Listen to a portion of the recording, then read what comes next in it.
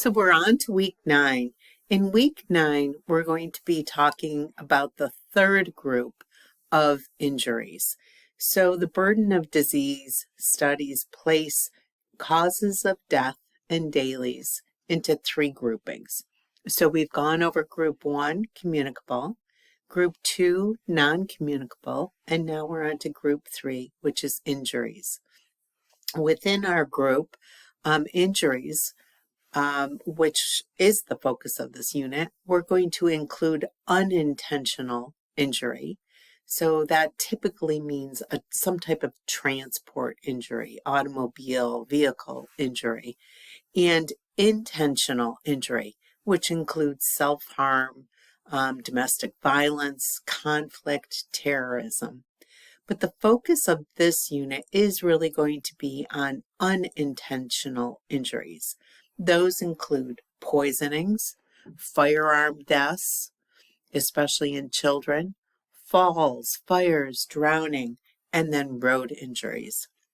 The leading cause of both death and dailies attributable to injuries is road traffic accidents.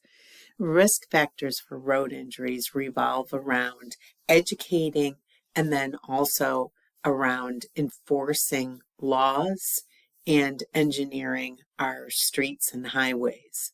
So that comes from Skolnick, our text.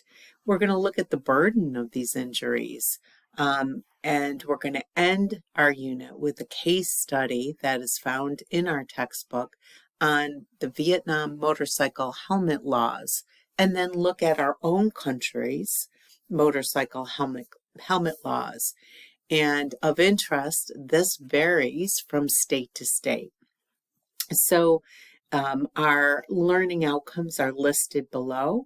We have the readings, which will be, the quiz will be based on the readings in chapter 15 of your Skolnick text. We have some website information and some articles. You're going to start with the discussion board post, and then you're going to reply. So what I always want to do and forget to do is go right to the discussion board. So let's at least open this up and look at this before we go back to some of your learning activities. There is a case study on pages 466 to 467, and it's called the Vietnam Motorcycle Helmets. You're going to review this information along with all the information in your learning unit number 9 activities that focus on motorcycles and motorcyclist traffic fatalities by state. And the most recent data that's available is 2018. And then PA, our Pennsylvania Motorcycle Helmet Law. You're going to respond to the following 2 questions. You're going to describe the impact of Resolution 32. Now this is going back to the case study in your Skolnick text, so you're going to have to make sure you read through that. And you're also going to describe our current U.S. current motorcycle helmet laws. And you're going to specifically speak about no law, partial law, or universal law. And then the impact these laws have had on deaths from motorcycle accidents. And I also ask that you speak to the specific law, so in your home state. So if your home state is Connecticut, you're going to talk about whether Connecticut has no law, partial law, or universal law for motorcycle helmets use. And please remember to reply to a classmate's post. So let's look back at how you're going to come to that discussion board post reply. So you're watching this video, you know that your quiz is going to be based on the readings of chapter 15. It's going to be timed at 45 minutes, so make sure you have your book available. You may need it for a few questions or looking up information from the tables. Then there's a short 2-pager about firearm deaths being the #1 cause of unintentional deaths not just injuries, but unintentional deaths in children in the United States. That's concerning. Then we're going to switch our focus to unintentional injuries and deaths from motorcycle accidents. And this is, if we click on here, it's going to take you to a link to the Governor's Highway Safety Association, the GHSA. So this is going to talk about motorcyclist safety. And what I'm asking that you do is at least just read this beginning information here about impaired riding. Helmet use is our focus. And then we're going to come back to the laws in another link. So I'll show you that. So you've read the general information about motorcycle safety. You're going to go to the Pennsylvania motorcycle helmet law, and it's going to talk about the what is the Pennsylvania law for helmet use for motorcyclists. And then you're going to click on, again, this state laws regarding motorcyclists.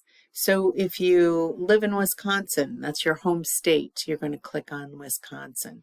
If you're in Pennsylvania, well, you are in Pennsylvania for school, but if you're a resident of Pennsylvania or New York, Ohio, you're going to be able to click on this great little calendar map and look at your state's motorcycle helmet law.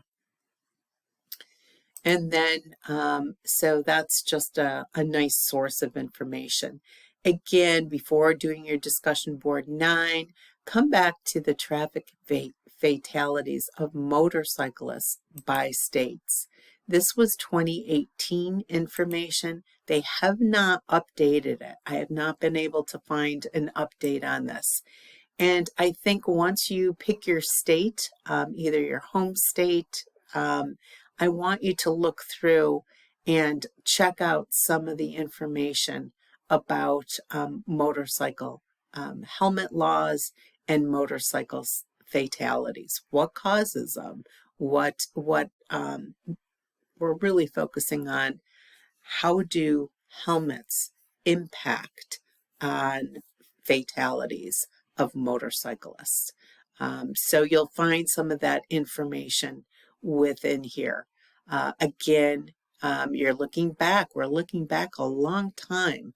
So our data has radically changed, but I could not find one source that had gone through about motorcycle laws and compared it to compared deaths in different states.